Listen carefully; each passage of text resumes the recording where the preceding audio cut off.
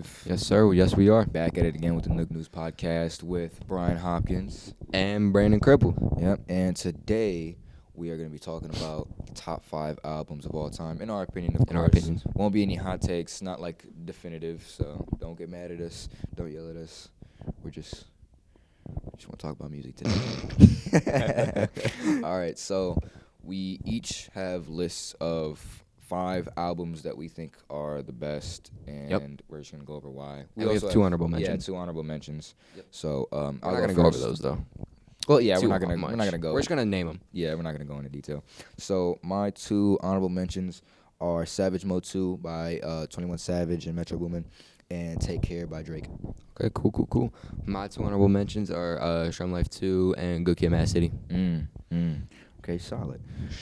Did you want to? I'll go first. Yeah, you can go first. That's cool. All right. So for my number 5 spot, I have Unorthodox Jukebox by Bruno Mars. In my opinion, one of the best albums. Not even like he's not a rapper. He's a pop artist. But yeah, there's a lot of good pop music in 2010s. But I feel like this one really stood out because of how influential Bruno Mars has been. 2010's icon. One of my favorite songs off the album was probably Moonshine or Treasure. Yeah. Those 2 are probably my favorite. I respect that a lot. Yeah, Bruno Mars is definitely one of the biggest artists of the 2010s, and yeah, if you're a big pop fan, you're a big Bruno Mars fan, I think it's got to be up there. Yeah. All right, what you got? My number 5, Boy Meets World by Sleepy Hollow, 2023 release. Very recent, but production, the lyrics. I'm a big Sleepy Hollow fan, so I love I like the type of music. It's a Brooklyn artist, so you're getting that Brooklyn drill, but he doesn't solely rely on that type of sound, but he does lean into it when he needs to. So he's pretty melodic. I didn't mean to cut you off there, but he can be pretty melodic. No, I completely agree. So yeah, I do like melodic music a lot, so this is definitely up there for me. For my number 5. What about you? Said what? Respectable. What were your favorite songs off the album? On the Radar Freestyle, the intro, and ADHD. Okay. All right. Respectable. Yes, sir. What's your number 4, Brian? My number 4 is 2014 Forest Hills Drive by J. Cole. Another classic. Love it. Big part of my childhood. Yep. Go on the radio. You can't escape it. Of course. Production was great. J. Cole did it with no features. That He is didn't not need talked features. about enough. He didn't doesn't need need features. them. I feel like Cole's really underappreciated, so him being on this list kind of just shows. Crazy feature run right now. The Drop Off about to be the biggest album of whatever year comes out. I need that album to come out today as soon as possible. I need it. But yeah, I think the marketing's starting for it. The rollout is starting, I think, already. Yeah. Have you seen all the stuff he's been putting out? I have not. No, yeah. I don't even follow him on social media. Fair enough. So, but yeah, the rollout is starting, I think. But yeah, production was great. No features. Banger songs like Wet Dreams and No Role Models, Tale of Two Cities. I could go on. We could go on for a while for that album. For the sake of time, we'll leave it at that. Number 4 was 2014 Forest Hills Drive. Yes, sir. My number 4 is Love Sick by Don Toliver. Very, very, R&B heavy, a lot of rap in certain songs. A lot of good features on it. Really good production. Don Toliver is, one of my favorite artists out right now. So, also another 2023 release, and that had us and me and Brian in a chokehold. It was a really good album. Really good album. Really good. A lot of solid, really great songs on there, I'd say. What were your favorites? Geronimo, Tommy Ozol, and Nopal. Yeah, that was probably one of my favorites too. Tommy Ozol and Honeymoon were probably my favorites. Yes, sir. But yeah, I respect it. Your number 3, Hopkins. Breaking top 3, starting it off with Graduation by Kanye West, another classic. Kanye, lyrical genius, produced the entire album himself, and honestly, some of the best work I've seen.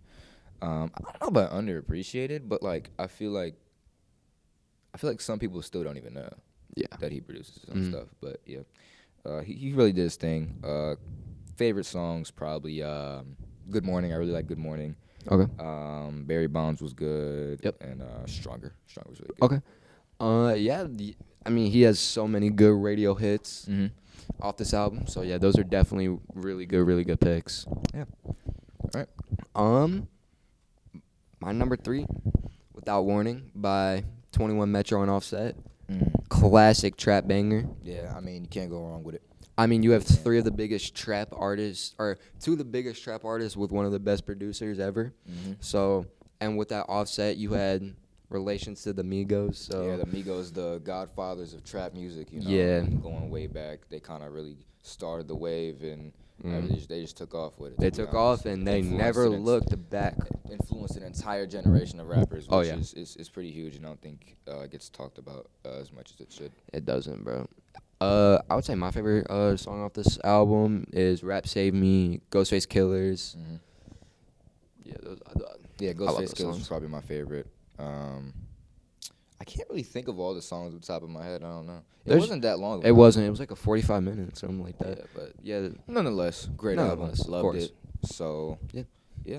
Top 2. That was your third. Yep. Oh wow, we're already at top 2. Cracking top 2. So number 2 for me, you probably saw this coming. I have Good Kid, Mad City by Kendrick Lamar.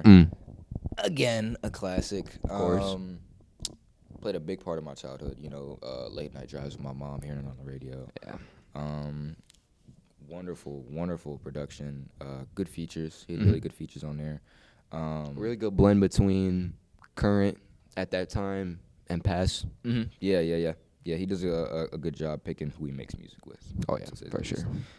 Favorite songs off the album, probably. It's hard to say. Sing About Me, I'm Down to Thirst was really good. Yeah, I'd agree. Probably Swimming Pools and Don't Kill My Vibe.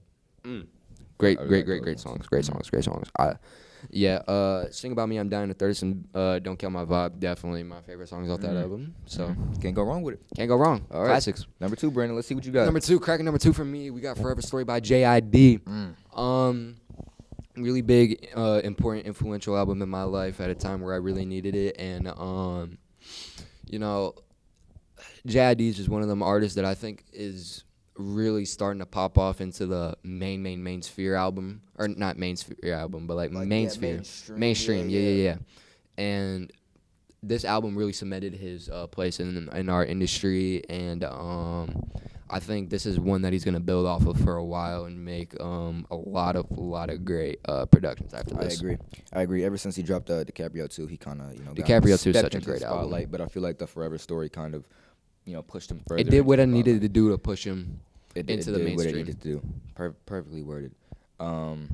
Like you said, great album. Good production.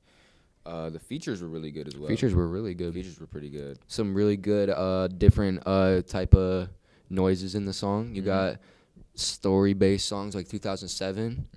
You have really good like rap performances in surround sound. You got one of my favorites, Brother Them. Yeah, Brother Them was really good. That was a Lil Durk, right? Yep. That was a pretty good song. And then you have what is supposedly his best song, Cody Blue 31. Yeah, that was really good, really melodic. I love his cadence in that song. But like you said, you mentioned Brother Them. I think one of my favorite songs was System Them. System Them? System Them was really good. I mean, you gotta have your Batman and Robin, as you said. Yeah. All right. Good number 2. Good number 2. Solid number 2. I didn't have J.I.D. on this list, but I probably should have. I mean, he's one of my favorites. I feel like he's underappreciated, but you did your thing. I'm glad you had him on there. Appreciate it. And my number one. Hopkins. Let's hear it. I don't even have to look to Pimp a Butterfly by Kendrick Lamar. Top 1, top 2. Oh, yeah.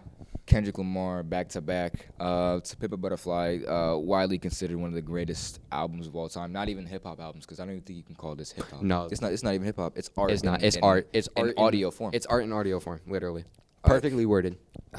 You got songs like Wesley's Theory, Mortal Man, You, All Right. You got this, bro. Just keep spitting, blew bro. up on the radio. Spitting. You know what I'm saying? Like, you really can't go wrong with this album. You really can't. First listen through, I didn't really think much of it. Like, oh yeah, it was good. Had some bangers that I used to listen to, but it grows on you. It really does. You listen. It grew on me for sure. You put listen me on, through so it. I put him on. Yeah, you're gonna return that favor in a minute, though. Okay. Yeah. Sure, buddy. But yeah, man. It grows on you the more you listen to it. It really the does. more you really receive the message that Kendrick's trying to put out there. Really big representative of black people, and he he really just does his thing. It's an experience. It's really an experience. He said everything I was gonna say about it. I mean, great album. I mean, I'm a Kendrick fiend, so he I knows could what go to on say. and on. I mean, he knows I what to could say. go on and on, but yeah. My number one, if you know me, this isn't a surprise at all. Spider-Man Across the Spider-Verse by Metro Boomin and other various artists. I mean, my favorite album of all time, personally. Mm-hmm. Had us in the chokehold for the summer. Oh yeah, it did. Even the movie. I dragged this dude out to go see the movie. I'm not complaining. And if I never did, I don't know. Like from what you tell me, I really don't know if you'll ever have seen it because I know you watched Into the Spider-Verse. I probably would have watched it on Netflix because it came out. Fair enough. Probably. But You wouldn't have seen it when it was in its prime, though. Gotta see it in theaters. Theaters is the best place to have it. In its prime in the theaters with everyone in there, there was nothing like it I've ever seen, bro. Maybe Far From Home, or not Far. Was it Far From Home? Probably. That was probably. What's the third one that came out? I don't know. I'm not. We're getting off topic though. But yeah. All right. What were your favorite songs of the album? Am I Dreaming? Silk and Cologne. Home. Yeah, those are classics to me. The production was great. Another album Metro produced by Boomin. Metro Boomin. Metro Boomin doesn't miss on production. Let's be honest here. He really doesn't. Heroes and Villains is a prime example. Prime. But my favorite song was Singular was Singular. Such a vibey song. I mean, cookout song. Makes the aunties shake their hips. Did a little, you know what I'm saying? A little jig in there, but yeah, man, it broke my top 1 over the summer streams. Am I Dreaming is still number 3 all time for me. I think it's top 5 for me. Because I got Dead Homies and Eddie K Part 2 still. All right. Well, that is our list for best albums. Yes, sir. In our opinion. All right. Yep. Thank you guys for listening. You can catch this podcast on Nook News, www.nooknews.com, right? Yep. And it'll probably be on the Nook News YouTube channel as well. Mm-hmm. You can catch this on March 15th when all of our newspapers drops. Check out the newspaper for any updates to the Manuka community. And guys, thank you so much for listening. All right. Peace. See you guys later.